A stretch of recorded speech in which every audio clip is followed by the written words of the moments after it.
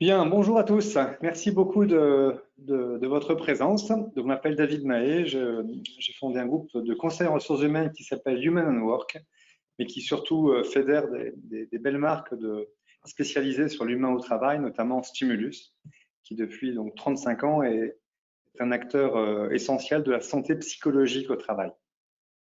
Merci beaucoup donc de votre participation à cette rencontre en ligne. J'espère qu'on aura l'occasion dans les mois qui viennent de faire d'autres rencontres en vrai pour évoquer les questions de santé psychologique au travail. Donc, j'ai souhaité prendre la parole aujourd'hui pour lancer une initiative, au nom de Stimulus, qui est de partager avec vous, avec l'ensemble des acteurs du monde de l'entreprise, à la fois notre compréhension de tout ce qui s'est passé depuis quelques semaines et quelques recommandations d'action pour les prochaines semaines. Donc c'est un peu le but de cette rencontre. Finalement, c'est de partager avec vous des enseignements qui nous semblent importants. On a un regard évidemment qui est spécifique, qui est celui de la santé psychologique au travail, mais qui, je pense, est complémentaire d'autres regards, plus économiques, plus opérationnels notamment. Alors, donc les questions qu'on va adresser aujourd'hui, quelles sont-elles? D'abord, quels sont les défis humains pour la phase 2 de la crise du Covid-19? On a eu une première phase qui a été une phase de crise sanitaire, dans laquelle nous avons été mobilisés dans une démarche d'urgence, de survie, de confinement, qui a marqué fortement les salariés. On rentre aujourd'hui dans une deuxième phase de cette crise qui est inédite, qu'on n'a jamais connue, qui est le démarrage finalement d'une activité plus importante au niveau opérationnel. Et on aura probablement à l'automne une troisième phase qui sera l'accompagnement de crises économiques et sociales, crise de l'emploi et crise de certains secteurs d'activité qu'il faudra accompagner. Donc, la question qu'on va traiter aujourd'hui, finalement, c'est quels sont les défis humains pour cette phase 2 de la crise Covid-19, comment accompagner le retour progressif de l'activité et comment préparer le rebond de nos entreprises à l'automne. Alors, pour que ce keynote se passe de manière assez efficace, je me suis permis de couper vos micros pendant quelques heures, quelques temps, pardon, le temps que je vous présente notre analyse et nos recommandations, et dans un second temps, eh bien, je réouvrirai vos micros pour pouvoir engager une conversation sur les éléments de cette présentation. OK? Alors, donc d'abord, on va regarder la situation, c'est que nous aussi, on a appris en marchant. Nous aussi, même si ça fait 35 ans qu'on est des experts de santé psychologique au travail, on a vécu quelque chose d'absolument inédit. On a été confronté pour la première fois à une crise absolument incroyable, mais qu'on a observée finalement auprès de nos clients. Alors, d'abord, cette crise, elle est vue par 200 experts qui sont des experts de la santé psychologique au travail, des psychologues, des sociologues, des ergonomes, des médecins, qui finalement, au contact des salariés, ont été des observateurs et des analystes de cette situation. Deuxième point, on a évidemment une expertise psychosociale intéressante et donc on confronte cette observation avec cette expertise. Alors, d'où viennent finalement ces données? D'abord, de retour d'expérience permanent de notre ligne de soutien psychologique et social. Sachez que notre ligne a été utilisée 4 fois plus pendant cette crise qu'en temps normal. Deuxième élément, on dispose d'indicateurs réguliers des études d'évaluation de la santé mentale.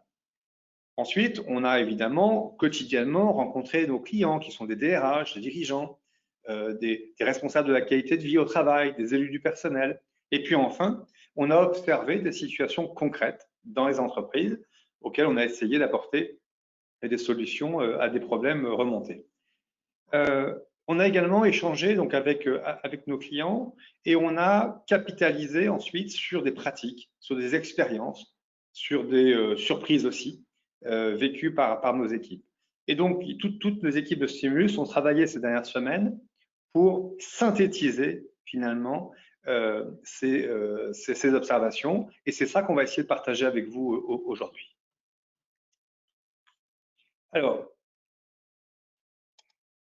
donc, on va essayer de partager avec vous deux idées importantes. D'abord, qu'est-ce que ça veut dire le confinement en termes au niveau psychologique, et qu'est-ce que ça veut dire le déconfinement au niveau psychologique. Donc, on va essayer de partager quelques clés de compréhension de ces deux phénomènes absolument inédits. Et on essaiera d'anticiper sur l'état d'esprit possible des collaborateurs, et on essaiera de s'outiller en conséquence. En deuxième partie, on partagera avec vous 5 bonnes idées pour finalement accompagner ce déconfinement, réussir la reprise progressive de l'activité et se préparer aux adaptations post-crise qui seront probablement extrêmement importantes. Alors, venons-en un petit peu à l'analyse de ce qu'était le confinement et le déconfinement. D'abord, on vivra d'autant mieux le déconfinement qu'on a bien vécu le confinement. Or, le confinement, c'est quelque chose qui, pour chacun d'entre nous, a été totalement inédit. D'abord, ça a été un changement soudain. Pour la plupart d'entre nous, ça a été un changement quasiment en 24-48 heures, qui a nécessité des apprentissages collectifs immédiats. Deuxième point, contrairement à d'autres crises qu'on a connues par le passé, c'est un changement massif qui a touché absolument tout le monde. Quelles que soient les conditions de travail ou les conditions de vie. Tout le monde a été concerné. Troisième élément, c'est un changement qui a créé des incertitudes extrêmement importantes. Incertitudes au niveau sanitaire, mais aussi incertitudes sur l'avenir de ce confinement, l'avenir de l'activité, l'avenir de l'organisation, finalement, aussi bien personnelle que professionnelle. Chaque jour, pendant ces 3 mois, il a fallu s'ajuster en attendant des nouvelles, des décisions venant du gouvernement ou d'ailleurs. Au passage, qu'on soit scientifique, qu'on soit professionnel ou qu'on soit simple citoyen, eh bien, nous avons observé une grande incertitude, une grande variété dans les vérités finalement des différents jours qui se sont passés. Quatrième élément, ce changement a imposé à chacun d'entre nous des contraintes nouvelles qui ont créé un sentiment d'iniquité dans la capacité à contribuer, dans le sentiment d'utilité, dans la charge de travail. C'est un élément extrêmement important parce que, évidemment, on a valorisé le travail des premiers de corvée, on a valorisé le travail de gens qui sont d'habitude invisibles, mais il ne faut pas sous-estimer que beaucoup de gens ont eu le sentiment d'avoir fait des efforts considérables, pour certains d'avoir été très utiles, pour certains d'avoir été moins utiles, pour certains de beaucoup travailler, pour certains de beaucoup moins travailler, sans que ce soit forcément une bonne chose. Concrètement, ceux qui ont beaucoup travaillé peuvent avoir le sentiment d'avoir plus contribué que d'autres, et d'autres qui ne sont pas responsables du fait qu'ils aient moins travaillé peuvent avoir le sentiment aussi d'être victimes de ce changement. Dernier élément pour décrire le confinement, eh bien, c'est une course d'endurance, contrairement à ce que nous pensions tous le 15 mars. Le 15 mars, nous avions tous l'idée que cette crise durerait 2-4 semaines et que après cette parenthèse, on reviendrait à la vie antérieure. On a découvert d'une part que ce serait très long et d'autre part qu'on ne reviendrait jamais à la vie antérieure. Donc on va vivre tout simplement ce déconfinement avec cette notion du temps long, et ce n'est pas la même énergie nécessaire pour vivre une course d'endurance que pour vivre un sprint. Ce n'est pas la même résilience pour survivre à une épreuve longue que pour survivre à une épreuve courte. Alors, quelles sont nos observations sur finalement l'état de santé mentale dans les entreprises? D'abord, les équipes se sont fatiguées. Et c'est un point qui est important pour bien percevoir, contrairement à beaucoup d'idées reçues, que même s'il y a une grande variété de situations, il y a quand même un niveau de fatigue mentale dans les entreprises qui est élevé.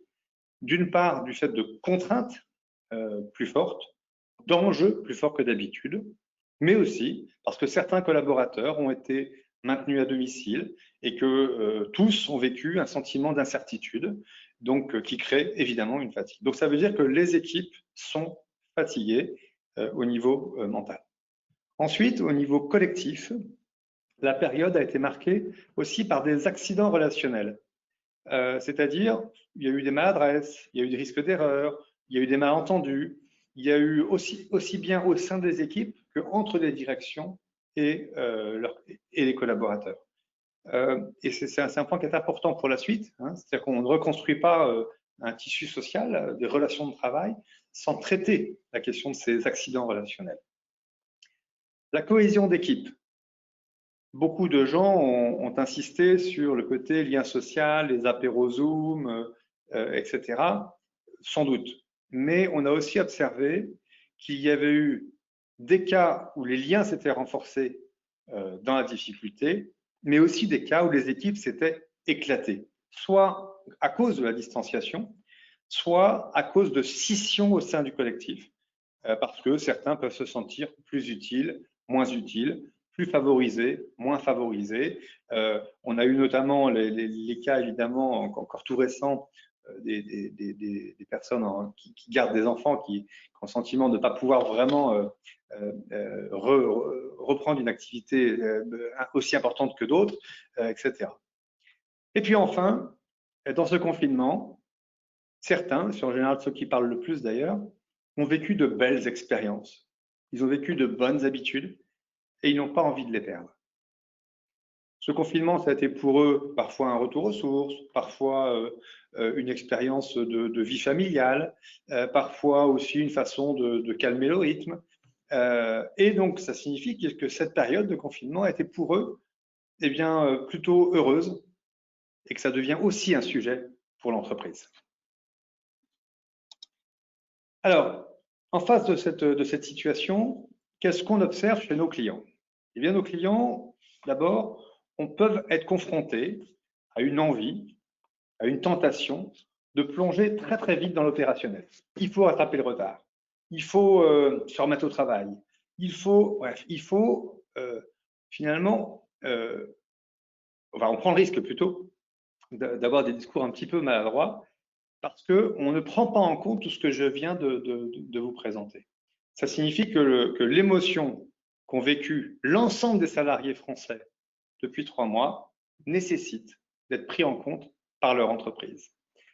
On ne dit pas à des salariés qui sont fatigués, allez, on se remet au travail. On ne se met pas, allez, on va rattraper le retard, quand personne n'a le sentiment d'avoir pris du retard. Autre point qu'on a observé, un certain nombre d'entreprises ont voulu différencier en termes de reconnaissance ceux qui avaient été au front de ceux qui avaient été plutôt derrière, ceux qui avaient beaucoup travaillé par rapport à ceux qui avaient moins travaillé. C'est évidemment une tentation, une pratique managériale qui a beaucoup d'effets délétères. Deuxième élément de contexte de ce déconfinement, c'est que tous les interlocuteurs, que ce soit en interne comme en externe, vont comme nous, comme vous, tâtonner. Ça veut dire qu'on va se retrouver avec des fournisseurs et des clients qui seront fragilisés, impatients, qui mettront une grosse pression, parfois pour baisser le niveau d'activité, parfois pour augmenter le niveau d'activité. Et en tout cas, on va vivre dans ce contexte de relations potentiellement tendues. On va aussi se retrouver avec des interlocuteurs aux abonnés absents. Parce que là où on avait des relations pérennes, habituelles, eh bien, on pourra se retrouver moins prioritaire ou tout simplement enlevé de l'agenda stratégique des entreprises. Donc ça, c'est un élément important parce qu'on va vivre une période où la relation avec nos interlocuteurs ne sera pas facile. Et puis enfin, troisième élément de contexte du déconfinement, la question de l'environnement de travail qui va être bouleversé. Pourquoi? Parce que tous les lieux de convivialité sont actuellement quasiment supprimés. Je pense aux machines à café, je pense aux restaurants d'entreprise, je pense aux lieux de séminaires, aux grandes rencontres dans lesquelles se crée du lien social. Donc tout ce qui fait finalement une bonne partie du plaisir au travail est en ce moment complètement en stand-by et ça durera probablement quelques mois. On va également se retrouver, à cause du déconfinement, avec des équipes en effectif réduit. Donc, avec de nouvelles pratiques, que ce soit celle du télétravail, on en a beaucoup parlé ces derniers temps, comme des pratiques tout simplement de production ou de vente ou de back-office, mais avec des équipes extrêmement limitées. Donc, se retrouver dans un grand open space avec 20 places et quand on est deux, eh bien, ça crée un environnement de travail nouveau et en tout cas qu'il faudra appréhender. OK? Alors, ce que nos équipes ont observé également sur cette période, c'est une grande variété de situations individuelles. Alors, pour des raisons de simplification, on a souhaité caractériser finalement quatre types finalement de situations individuelles.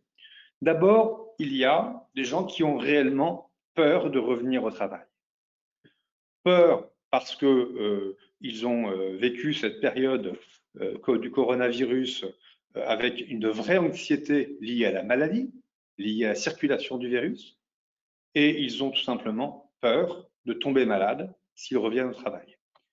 Il ne faut pas sous-estimer cela. Il y a une vraie anxiété sur ces sujets et il y a d'autre part une vraie peur pour les gens qui ont peur, eh bien, de ne pas être adaptés aux exigences modestes et éventuellement de l'entreprise. Et donc, ça peut se traduire par un isolement soit si les gens reviennent au travail au sens physique du terme, soit en restant le plus longtemps possible confinés, c'est-à-dire avec le moindre relation possible avec le travail.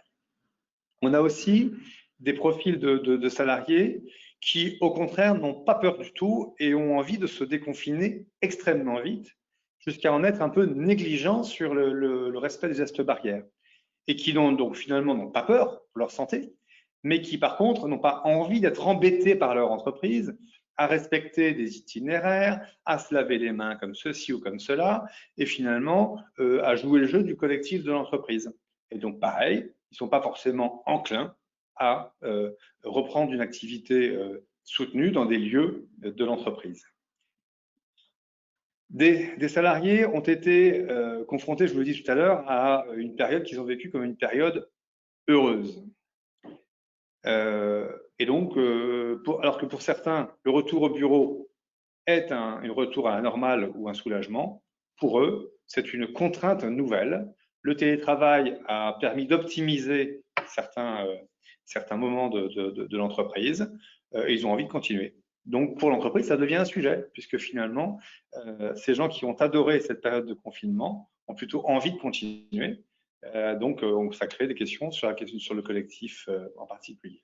Et puis enfin, quatrième profil, il y a eu des drames pendant cette période, il y a eu des deuils, et il y a eu finalement des gens qui ont souhaité, qui ont vivre cela de manière un petit peu personnelle et qui trouvent que le reprendre une activité soutenue est un peu décalé par rapport à l'émotion extrêmement forte qu'ils ont connue lors des derniers mois. Donc, c'est important également de le prendre en compte. Donc, on observe finalement des situations individuelles extrêmement différentes.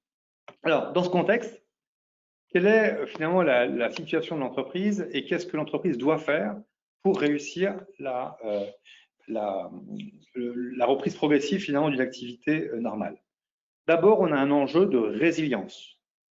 Et la résilience de l'entreprise passe par la santé psychologique des collaborateurs.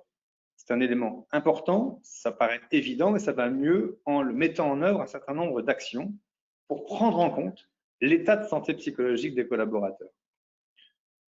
L'injonction de se remettre au travail est dangereuse en ce sens qu'elle ne prend pas en compte certaines situations individuelles ou collectives. Alors, donc, qu'est-ce qu'on va vous proposer en termes de bonnes idées pour accompagner finalement ce déconfinement? Je pense qu'il y a un premier élément, c'est que autant la gestion de la crise a été le sujet des dirigeants. Beaucoup ont pris la parole, beaucoup se sont investis, beaucoup ont été les patrons du cockpit finalement de gestion de crise. Autant il peut y avoir une tentation des dirigeants d'être un peu moins en responsabilité sur cette nouvelle phase. Nous pensons que c'est une erreur. Nous pensons que c'est une erreur parce que ça reste un défi essentiel pour les dirigeants. Et la préservation de la santé psychologique des collaborateurs doit se piloter à haut niveau, comme les autres dimensions stratégiques de la crise, la gestion du cash, la question des clients, la question des financements, etc. Donc, je pense que c'est un élément important. C'est un sujet pour les dirigeants dont la mission est de piloter, de prioriser et d'investir. Deuxième élément, les dirigeants s'étant finalement appropriés ces sujets, c'est important pour eux de définir une stratégie et pour retrouver finalement le bon équilibre entre des objectifs opérationnels, stratégiques, commerciaux et des éléments liés à la santé psychologique au travail. C'est important ensuite d'avoir quelques indicateurs, de mesurer la santé psychologique au travail ou de mesurer les impacts humains de ces transformations et de cette crise. Troisième élément, les dirigeants doivent mettre en place un pilotage de projet et une structuration des remontées de terrain pour rester connectés à leurs équipes, connectés à leur corps social. Enfin, évidemment, et on a vu que la judiciarisation de certains sujets pendant la crise était importante, les dirigeants ont comme responsabilité d'être au minimum en conformité avec les obligations légales. Donc, ça fait un certain nombre d'enjeux quand même importants pour les dirigeants qui justifient le fait que cette phase 2 doit se piloter à haut niveau et incarnée par les dirigeants. Donc, c'est la mobilisation, de la communication et des moyens d'action. Premier élément. Deuxième élément, il y a des points qui nous semblent des facteurs clés de succès de cette période et on va vous en proposer quelques-uns. Alors, d'abord, bien accueillir. Vos salariés se sont éloignés de l'entreprise, donc pour l'essentiel mi-mars, et se sont retrouvés en situation de vivre une expérience qui a eu des impacts très importants au niveau psychologique. Donc, l'accueil de vos collaborateurs est un élément extrêmement important. Le passage par finalement ce moment émotionnel pour purger cette période est un facteur clé de succès vraiment important. En ce moment, les managers de proximité ont un rôle essentiel.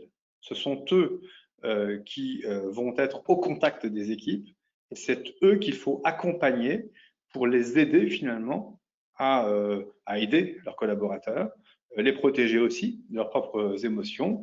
Donc, et je pense que la question de l'accueil, le retour au bureau, le retour à l'usine ou le retour dans une activité en télétravail mais plus soutenue est un élément qui se prépare. Et le processus d'accueil doit être mis en place, donc en fonction évidemment du calendrier de déconfinement, mais beaucoup de choses ont été vécues, expérimentées pendant cette période, et la qualité de l'accueil qui est réservé aux salariés sera essentielle pour la suite de ce travail, et nous vous proposons de réfléchir avec vous aux bonnes façons d'accueillir vos collaborateurs, d'accueillir l'émotion de vos collaborateurs, d'accueillir la variété de leurs situations individuelles ou collectives. On se retrouve actuellement dans des moments où un certain nombre de personnes ne peuvent toujours pas se déplacer parce qu'ils ont des gardes d'enfants, d'autres parce qu'ils sont fatigués et en arrêt maladie, d'autres au contraire sont impatients de venir travailler mais sont un peu tristes de ne voir personne au bureau. Donc on a une grande variété de situations à accueillir et donc faisons l'effort d'un accueil de qualité. Pour cela, nous vous proposons 3 sujets pour prendre soin finalement de vos collaborateurs et d'être vigilants à leur état d'esprit. D'abord de s'intéresser à leur travail qui a été bouleversé et qui est bouleversé, que ce soit leurs conditions de travail, que ce soit la pression sur les résultats, que ce soit la qualité de leur travail, que ce soit bref, la façon dont ils peuvent réaliser au mieux leur travail. Deuxième élément, la question du social. Les relations au travail ont été chamboulées pendant cette période et nous vous invitons à questionner finalement le lien social qu'on organise dans l'entreprise. Les relations sociales, c'est un élément important. On a observé que le télétravail avait quand même eu dans cette période des effets délétères sur le lien social et sur la santé mentale. C'est important de recréer quelques bonnes pratiques de lien social. Et enfin, troisième sujet ou troisième famille de sujets, la reconnaissance. On pense que beaucoup de salariés ont le sentiment d'avoir fait des efforts extrêmement importants. Et ils attendent que ces efforts soient reconnus. Reconnus, ça peut être tout simplement des questions de respect, de considération pour les gens, reconnaître ensuite leurs efforts, reconnaître l'épreuve qu'ils ont tous vécue, ou pour certains, reconnaître certains résultats quand il y en a eu pendant la période. Dans tous les cas, cet entretien, ce point individuel, cet entretien d'accueil des salariés doit prendre en compte ces grandes dimensions que sont le travail, le social et la reconnaissance. Je pense que c'est important que ces trois dimensions finalement soient évoquées pour préparer une dynamique correcte dans les équipes. Première bonne pratique, la qualité de l'accueil et prendre soin des collaborateurs vis-à-vis de la reprise de l'activité. Deuxième élément, le soutien. Il y a eu pendant cette période beaucoup de fatigue, beaucoup de stress, beaucoup d'anxiété, beaucoup de peur. Il y a encore aujourd'hui une situation dans l'entreprise française de vraies difficultés mentales et certains collaborateurs ont besoin plus que jamais de soutien psychologique. Probablement l'entreprise n'est pas la plus à même de s'en occuper. Mettons en place des dispositifs, trouver des solutions pour qu'ils puissent ici exprimer leurs ressentis, avoir des dispositifs de soutien. Dans certains cas, au-delà du soutien psychologique, la question du soutien social peut s'avérer nécessaire. Il y a dans cette période des difficultés liées au logement, difficultés liées au transport, difficultés liées à l'organisation vie pro, vie perso, et on peut imaginer donc mettre en place des choses pour soutenir les salariés en difficulté d'organisation finalement pendant cette période. Deuxième bonne pratique, le soutien aux salariés en difficulté. Vous savez que le care, c'est-à-dire le soin apporté aux collaborateurs, est un facteur de progrès considérable dans l'entreprise. Troisième bonne pratique, c'est la question des compétences. Plus que jamais, la période que nous vivons et la phase 2 que nous allons partager ensemble nécessite d'outiller les salariés, les managers, les dirigeants de compétences relationnelles, émotionnelles. Je pense que c'est un élément qui est important, c'est-à-dire que on va tâtonner, on l'a vu tout à l'heure, on va vivre dans un moment d'incertitude, on va vivre souvent des relations à distance et on va vivre dans un moment de charge émotionnelle considérable. Donc, ça nécessite clairement de développer un savoir-faire pour gérer ses émotions, gérer ses relations, gérer des clients impatients, gérer des fournisseurs, des fournisseurs qui tâtonnent aussi. Donc, l'équipement des équipes en compétences est un élément important. Ça peut se faire par de la formation, ça peut se faire aussi par des expériences collectives pour recréer du lien dans les équipes. Quatrième bonne pratique, résoudre des difficultés. C'est-à-dire que nous nous retrouvons avec des collectifs qui ont été marqués, comme je l'ai dit en introduction, par la période que nous vivons. Nous avons donc des questions de charge de travail, des questions de cohésion sociale, des questions des maladresses qui ont créé un peu de passif dans les relations. Et c'est important de solder, de purger cette période finalement en facilitant la vie des collectifs et en apportant des solutions concrètes à des collectifs qui parfois peuvent être dégradés.